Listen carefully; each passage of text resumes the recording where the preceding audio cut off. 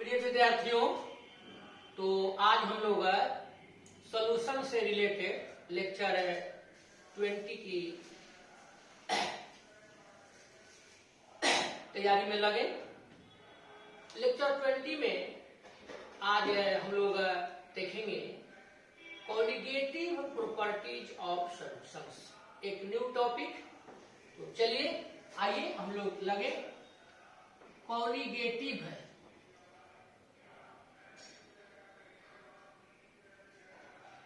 Properties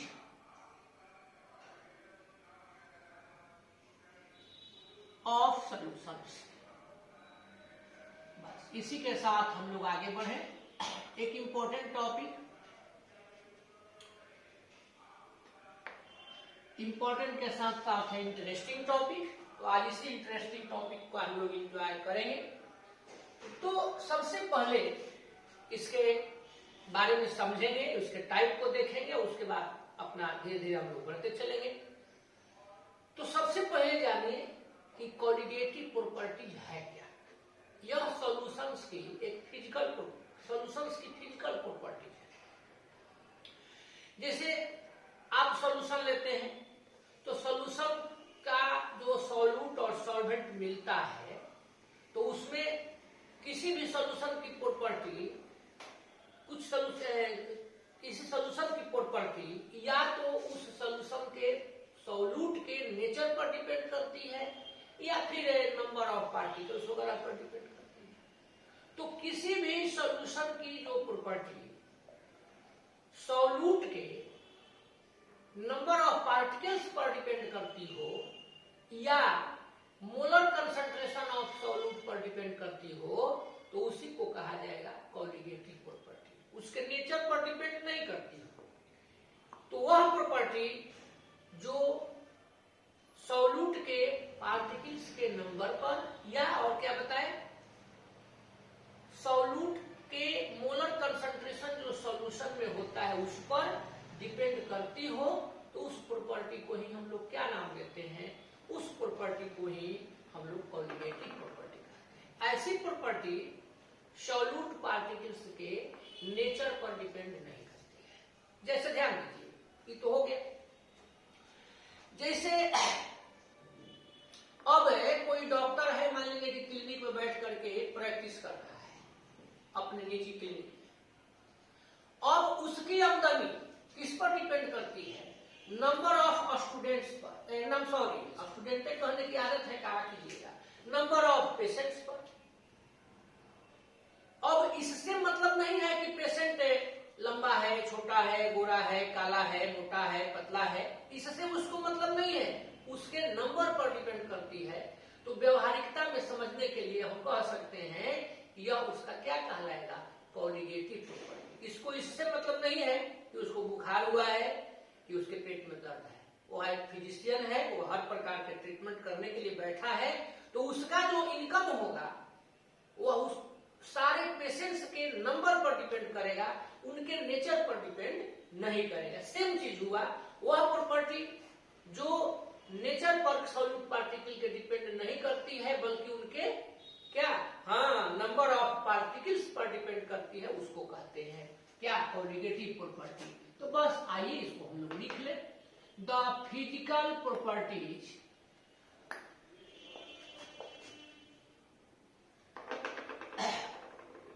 of solutions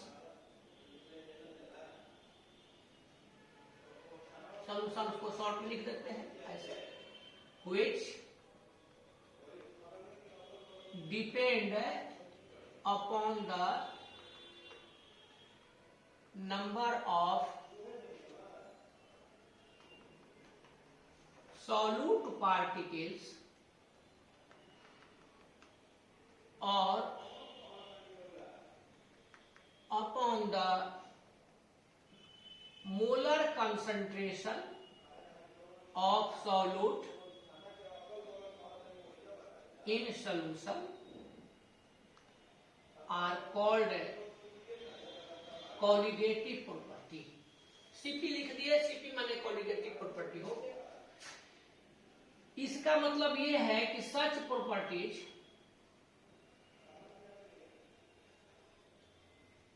do not depend upon the nature of solute particles.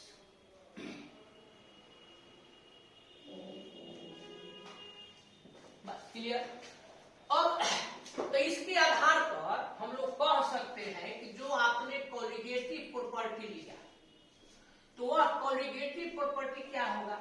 एक तो हम लोग देख लिए कि उसके नंबर ऑफ सॉल्यूट पार्टिकल्स पर डिपेंड करता है, यानी डिपेंड्स क्या करता है, अगर नंबर ऑफ सॉल्यूट पार्टिकल्स ज्यादा होगा तो ये बढ़ेगा, यानी कोलिगेटिव प्रॉपर्टी प्रोपोर्शनल होता है नंबर ऑफ सॉल्यूट पार्टिकल्स।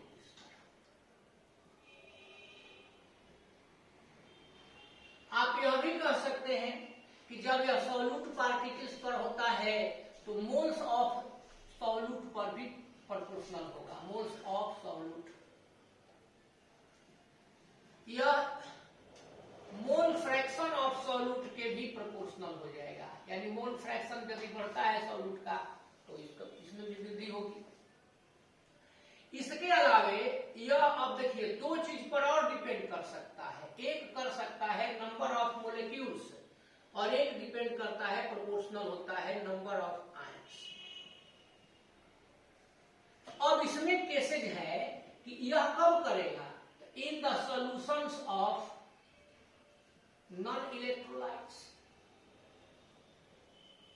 अब इलेक्ट्रोलाइट्स आप जानते ही हैं, और यह किस पर है, आयंस कोलिगेटिव प्रॉपर्टी के लिए क्या हो जाएगा, तो in the solutions of electrolytes. इस तरह से हम लोग देख लिए कि कोलिगेटिव प्रॉपर्टीज क्या है। अब इसको दिमाग में जरूर रखना चाहिए। डिफिनीशन तो मान लीजिए कि आप समझ गए तो कोई यूजफुल नहीं है, लेकिन ये टर्म ये है पॉइंट, इसको जरूर दिमाग में रखिए। अब आप लेकर के चलेंगे मेन कोलिगेटिव प्रॉपर्टीज कौन कौन है। यहां पर हम लोग लेकर के चलेंगे मेन कोलिगेटिव प्रॉपर्टी कौन है। तो देखिए हम लोगों के अकॉर्डिंगली सिलेबस के according to our syllabus there are 4 main colligative properties, in which first is relative lowering of vapor pressure. This is first. Second is elevation of, क्या आप लोग थोड़ा बहुत जरूर जानते होंगे, बॉइलिंग पॉइंट, बहुत अच्छा। Third depression in freezing point, and fourth is osmotic pressure. Osmotic pressure, यही 4 मेन कोलिगेटिव प्रॉपर्टीज है। अब इसी 4 मेन कोलिगेटिव है प्रॉपर्टीज का हम लोगों को स्टडी करना है। तो सबसे पहले हम लोग क्या लेकर के चले, इसको आगे बढ़ाते हैं।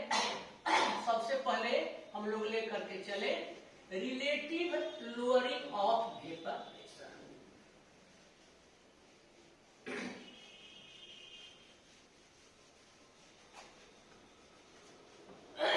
ध्यान दिया जाए तो अब है आप लोग एक चीज बताएं, जैसे कोई भी प्योर सॉल्वेंट लेते हैं, मान लीजिए आपने वाटर लिया, वाटर तो बेचारा यूनिवर्सल सॉल्वेंट है। उस प्योर सॉल्वेंट में, जो आपने प्योर सॉल्वेंट लिया है, कोई नॉन वोलेटाइल सॉल्यूट लेते हैं। नॉन वोलेटाइल आप जानते ही हैं। अब जरा आप लोग ये बताइए कि किसी भी प्योर सॉल्वेंट में जब आप नॉन वोलेटाइल सॉल्यूट को डिजॉल्व कराएंगे, जब आप नॉन वोलेटाइल वोलेटाइल सॉल्यूट को मिलाएंगे, ऐड करेंगे, तो जो सॉल्वेंट आपने लिया है उस सॉल्वेंट का वेपर प्रेशर क्या होगा, कम अधिक, तो उसका अब वेपर प्रेशर कम हो जाएगा। तो जब सॉल्वेंट का वेपर प्रेशर कम होगा तो ये तो अच्छी बात हो गई। अब आप उसका जो सॉल्यूशन बनाए हैं, आपने एक प्योर सॉल्वेंट, एक सॉल्वेंट लिए, उस प्योर सॉल्वेंट में, उस सॉल्वेंट में एक नॉन वोलेटाइल सॉल्यूट मिला दिए। तो ऐसा करने से जो आपने नॉन वोलेटाइल सॉल्यूट को मिलाया, तो जो सॉल्वेंट आप लिए थे उसका आप बताइए कि वेपर प्रेशर क्या होगा। तो जो वेपर प्रेशर था वो पहले से डिक्रीज कर जाएगा, क्योंकि आप नॉन वोलेटाइल मिला रहे हैं, यानी उस सॉल्वेंट का वेपर प्रेशर कम हो जाएगा। तो आप ही बताइए कि सॉल्वेंट का जो वेपर प्रेशर कम होगा वह सॉल्यूशन की अपेक्षा क्या होगा। तो सॉल्यूशन की अपेक्षा जो आपने प्रिपेयर किया है वह अधिक होगा, यानी सॉल्यूशन का वेपर प्रेशर कम हो जाएगा। अब अगर टोटल में देखें तो सॉल्वेंट का जो वेपर प्रेशर हमको मिला उससे अब सॉल्यूशन का वेपर प्रेशर कम हो जाएगा। जो कमी आई उस कमी को हम लोग लोअरिंग ऑफ वेपर प्रेशर कहेंगे। क्या नाम देंगे? लोअरिंग ऑफ वेपर प्रेशर, यानी when a non-volatile solute is added चाहे dissolved in a pure solvent, the vapor pressure of solution क्या हो जाता है? कम, becomes less than that of the solvent. This is known as lowering of vapor pressure. Lowering तो clear हो गया। अब relative lowering में चलेंगे, टॉपिक हेडिंग दे करके आगे बढ़ जाते हैं। देखिए टॉपिक है, ध्यान दे दिया जाए, relative lowering of vapour pressure. इसमें हम जो अभी बताए हैं उसको लिख देते हैं, on dissolving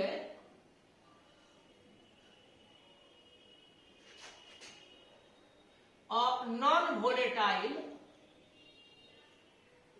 solute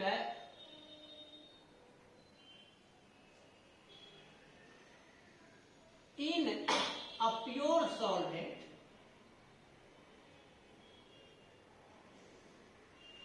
the vapor pressure of solution becomes less than that of solvent, यही बताए थे, which is called lowering of vapour pressure. लेकिन साहब हम लोगों को तो पढ़ना है रिलेटिव लोअरिंग। अब रिलेटिव लोअरिंग क्या है? तो जब हम लोग वेपर प्रेशर का जो ये लोअरिंग ऑफ निकाले, लोअरिंग ऑफ वेपर प्रेशर, यह प्योर सॉल्वेंट के रिस्पेक्ट में ले लिया जाए, रेशियो ले लिया जाए प्योर सॉल्वेंट के वेपर प्रेशर से, यानी लोअरिंग ऑफ वेपर प्रेशर का और सॉल्वेंट का वेपर प्रेशर, ये दोनों का जब हम लोग रेशियो ले लेते हैं तो उसी को रिलेटिव लोअरिंग कहा जाता है। तो क्या चीज हम लोग करेंगे कि the lowering of vapour pressure, यहां पर विथ रिस्पेक्ट, यहां पर देखिए हम लोग चले आगे, with respect to that of solvent, चाहे pure solvent, is called relative lowering. यहां पर हम लोग दे दिए ऑफ वेपर। अब इसी का मैथमेटिकल ढंग से हम लोगों को लिखना है। मान लिया जाए कि vapour pressure of pure solvent, चाहे वेपर प्रेशर ऑफ सॉल्वेंट, दोनों लिख सकते हैं, छोड़ दिया कितना मेहनत कराया। Vapour pressure of the solvent, इसको हम लोग ले लिए पीओ लिख देते हैं, अलग अलग मान लेता है आदमी। वेपर प्रेशर ऑफ सॉल्यूशन, इसको आप पीएस लेंगे। तो देन अब आप लोग जरा बता दीजिए लोअरिंग ऑफ वेपर प्रेशर क्या होगा, ध्यान। तो ये लोअरिंग ऑफ वेपर प्रेशर में अब आप बताइए ये सॉल्वेंट का है, ये सॉल्यूशन का है। हम पहले किसको लिखेंगे? सॉल्यूशन लिखेंगे यानी पीएस लिखेंगे, और उसमें से पीओ को माइनस करेंगे कि पीओ में से पीएस। तो चूंकि इसका अधिक होता है सॉल्यूशन से, आपने ऊपर समझा है कि सॉल्यूशन का कम होता है, तो कितना कम हुआ निकालने के लिए इसमें से माइनस करेंगे, ये ना होगा। तो क्या हो जाएगा? PO minus PS. देयरफॉर अब आप निकाल दीजिए relative lowering of vapour pressure. तो relative lowering of vapour pressure हो जाएगा, देखिए पहले बोले थे रेशियो, तो पहले तो lowering of vapour pressure that is PO minus PS. अब इस लोअरिंग ऑफ वेपर प्रेशर का किसके साथ, किसके रिस्पेक्ट में निकाल दीजिए? तो प्योर सॉल्वेंट के, चाहे सॉल्वेंट के, तो सॉल्वेंट का कितना है? पीओ।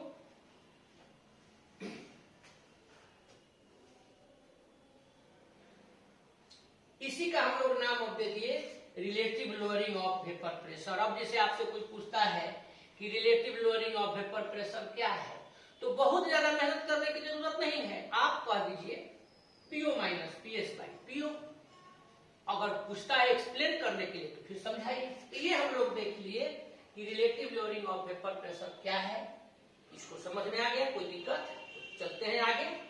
अब है बच्चों कि हम लोगों के एक साइंटिस्ट साहब थे, राउल्ट साहब, नाम मिलता ही है राउल्ट। तो उन्होंने भी relative lowering of vapour pressure के संबंध में, relative lowering of vapour pressure के संबंध में 1881 में एक लॉ दिया था, जिसे हम लोग नाम दे देंगे Raoult's law of relative lowering of vapour pressure 1881। बहुत इजी है, बहुत ज्यादा इसमें आप लोगों को कुछ देखना नहीं है, बस इतना ही समझिए उन्होंने क्या कहा। तो उन्होंने बताया कि किसी भी डाइल्यूट सॉल्यूशन के लिए, किसी भी सॉल्यूशन कहिए जनरल वे में, किसी भी डाइल्यूट सॉल्यूशन का जो relative lowering of vapour pressure होता है, मतलब PO minus PS by PO होता है, वह माने PO minus PS by PO, वह है सॉल्यूट के, किसके? सॉल्यूट के मोल फ्रैक्शन के इक्वल होता है। यानी relative lowering of vapour pressure is equal to mole fraction of solute. तो अब दोनों को हम लोग लेकर के चले, बस आपको यही निकाल देना है कि रिलेटिव, एक लाइन का लॉ हुआ कि relative lowering of vapour pressure is equal to mole fraction of solute, चाहे टेम्परेचर कुछ भी फिक्स होना चाहिए, गिवन टेम्परेचर। तो अब इसको लाइन में बोल दीजिए, एट ए गिवन टेम्परेचर, किसी भी गिवन टेम्परेचर पर, at a given temperature the relative lowering of vapour pressure in a dilute solution is, इसमें in a dilute solution is equal to the mole fraction of solute present in the solution, चाहे mole fraction of solute in the solution. अब इसी को लेकर के चलना है। तो अब एक लाइन के लिए अगर आपको याद हो तो ऑलरेडी निकाल चुके हैं। देखिए मोल फ्रैक्शन ऑफ सॉल्यूट को हम लोग समझे क्या होगा, relative lowering of vapour pressure PO minus PS, इसको जानिए। पहले एक लाइन लिखते हैं, उसके बाद चलते हैं। According to this law at a given temperature the relative lowering of vapor pressure in a dilute solution, चाहे ideal solution, is equal to the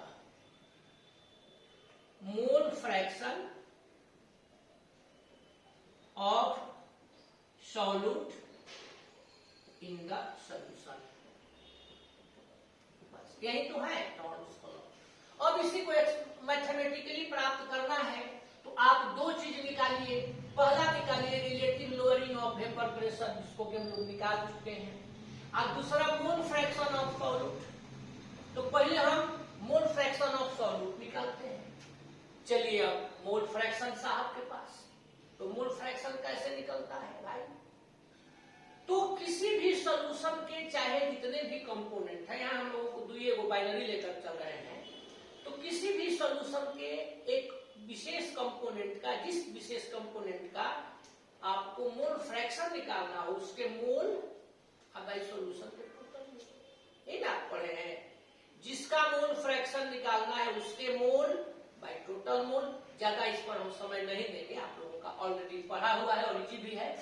तो अब सॉल्यूशन के दो ही हम लोग यहाँ पर पार्ट ले रहे हैं, सॉल्यूट एंड सॉल्वेंट। तो लेते हैं, मान लीजिए लेट नंबर ऑफ, ध्यान दे दीजिए, number of moles of solute. Moles solute का कम होता है तो इसको स्मॉल एन ले लेते हैं। Number of moles of solvent, इसको कैपिटल एन कर देते हैं। Number of total moles in solution, in solution तो इसको एन प्लस एन कर देते हैं, यहां small n plus capital N. Therefore mole fraction of solute, यहां पर हम लोग ले लें मोल फ्रैक्शन ऑफ सॉल्यूट। तो ये मोल फ्रैक्शन ऑफ सॉल्यूट क्या हो जाएगा, जिसका निकालते हैं उसके मोल, तो मोल फ्रैक्शन सॉल्यूट का निकाल रहे हैं तो सॉल्यूट के mole by total mole, mole fraction of solute कर दिए। बहुत अच्छा। अब यहां पर relative lowering of vapour pressure लिखा हुआ है, लेकिन हम लोग क्योंकि थ्योरी लिख रहे हैं, आप तो लिख दीजिए vapour pressure, this is PO minus PS by PO from Raoult's law. अब राउल्ट के नियम से क्या कहे थे राउल्ट साहब कि relative lowering of vapour pressure equal to mole fraction of solute. Relative lowering of vapour pressure mole fraction of solute, ये हम लोग लिखिए। इसके पहले कि आगे बढ़े, आप इसको बिल्कुल याद रखेंगे, दिमाग में रखेंगे। और आगे बढ़ने के पहले आपको चलना है, कंप्लीट हुआ तो इससे रिलेटेड एक टॉपिक और रह गया, बोलिए आप लोग कौन? तो सॉल्यूट के मोलिकुलर मास को चाहे मोलर मास को निकालना, डिटर्मिनेशन ऑफ मोलिकुलर मास चाहे molar mass of solute on the basis of Raoult's law. Determination of, ध्यान दे दीजिए, determination of molar mass of solute on the basis of Raoult's law of relative lowering of vapor pressure। तो इसी को लेकर के आगे चला जाएगा, बस उसको थोड़ा सा कंप्लीट कर लीजिए, इसका स्क्रीनशॉट ले लीजिए, चाहे कोई देख लीजिए, तो आगे बढ़ते हैं। चलिए, तो हम लोग डिटरमिन करें, निर्धारित करें इसको कैसे आगे बढ़ा जाएगा, इसको समझा जाए, देखा जाए। अब मोलर मास आपको सॉल्यूट निकालना है। देखिए थ्योरी में तो हम लंबा कर देंगे, लेकिन एक्चुअली होगा क्या? तो राउल्ट का लॉ है, राउल्ट लॉ के आधार पर हम लोग जानते हैं कि PO minus PS by PO is equal to N by N plus N, यही राउल्ट का नियम है। अब आपको मोलर मास, मोलिकुलर मास निकालना है सॉल्यूट का, तो इसमें आप क्या करेंगे, N वाला को खोजेंगे। N क्या है? यह मोल्स ऑफ सॉल्यूट, और यह क्या है? Moles of solvent. तो अब आप इसको तोड़िए। मोल्स ऑफ सॉल्यूट का क्या होता है? Given mass of solute and molar mass of solute. आप निकाल दीजिए n का गिवन मास क्या है, मोलर मास क्या है यानी सॉल्यूट का, फिर इसका निकाल दीजिए। तो अब मान लेते हैं, देखिए यहां पर लेट गिवन मास चाहे गिवन वेट जो आप लिखते हैं ऑफ सॉल्यूट, अब सॉल्यूट कह दीजिए चाहे नॉन वोलेटाइल सॉल्यूट कह दीजिए, उसमें कोई बहुत अंतर नहीं है, तो हम लोगों के समझने के लिए नॉन वोलेटाइल सॉल्यूट, तो ये हम लोग स्मॉल डब्ल्यू मान रहे हैं। सॉल्यूट के गिवन मास ये दिया हुआ है, और उसके बाद मोलर मास ऑफ सॉल्यूट चाहे यही नॉन वोलेटाइल सॉल्यूट, तो इसको स्मॉल m मान लेते हैं। आज जब मोलर मास कहेंगे तो ग्राम पर मोल हो जाएगा। इसी प्रकार से अब ये स्मॉल n के लिए लेके चल रहे हैं, n इक्वल टू निकाल देंगे, फिर इस n को निकाल देंगे, एक साथ रख देंगे। देखिए गिवन मास ऑफ सॉल्वेंट, तो सॉल्वेंट ज्यादा होता है, बड़ा होता है, तो capital W gram. Molar mass of solvent, हाँ एकदम कैपिटल स्मॉल के जगह पर हो गया, ये तो निकाल दिए। अब आपको मोल्स ऑफ सॉल्यूट निकालना है, मोल्स ऑफ सॉल्यूट। सॉल्यूट को हम लोग क्या लिखे हैं, स्मॉल n, इसका वैल्यू निकालेंगे, इसी को लिखने के लिए मान लीजिए, तो small n is equal to small w by small n।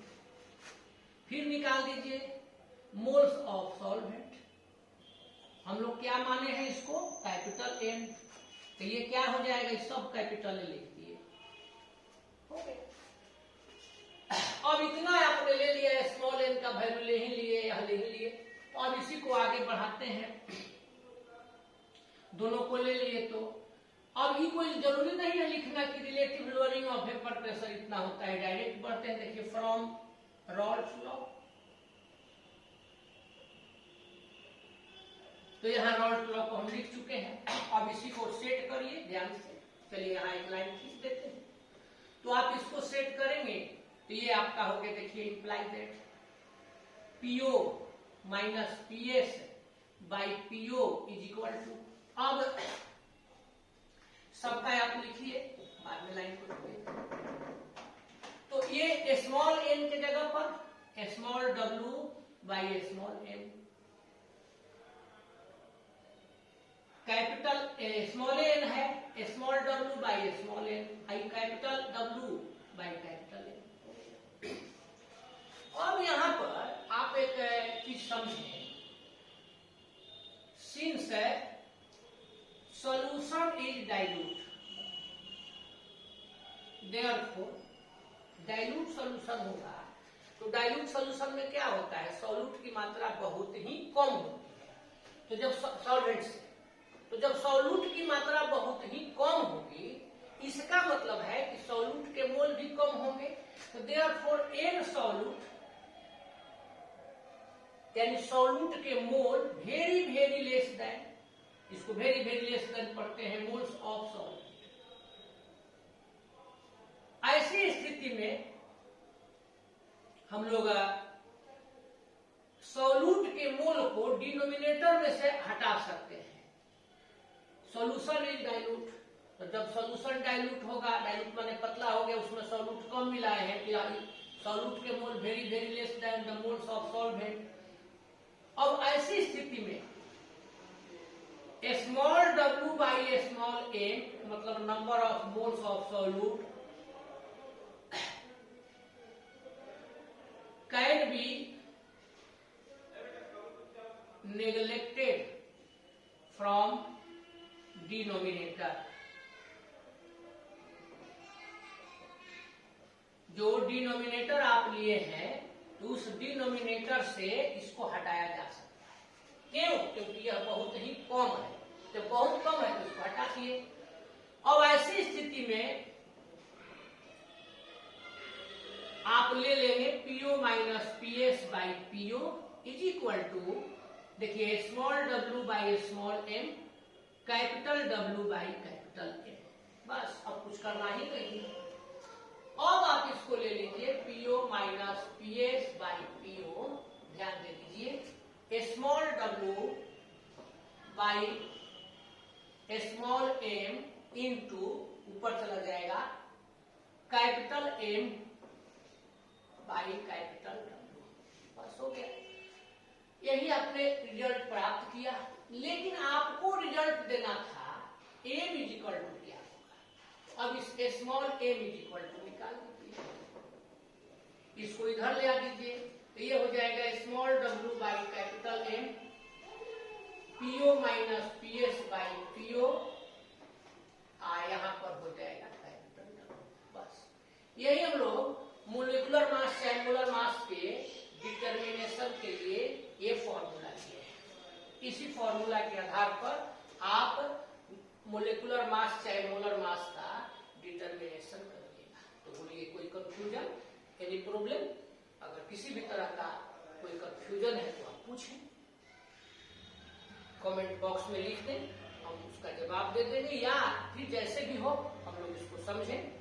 और इसी के आधार पर टॉपिक थ्योरेटिकली कंप्लीट हुआ। अब इसी के आधार पर हम लोग न्यूमेरिकल कुछ सॉल्व करेंगे, कुछ न्यूमेरिकल्स को देखा जाएगा। तो थ्योरी आप पहले कंप्लीट कर लीजिए, न्यूमेरिकल्स के लिए एक छोटा सा क्लास अगला कर देते हैं। तो नेक्स्ट क्लास में, नेक्स्ट वीडियो में आप मेरे साथ मिलजुल करके न्यूमेरिकल्स का आनंद लेंगे। तब तक इसको एक बार देख लें, समझ लें, और हम लोग मिलें फिर अगले वीडियो में एक साथ। तो आज इतना ही, जय हिंद, धन्यवाद।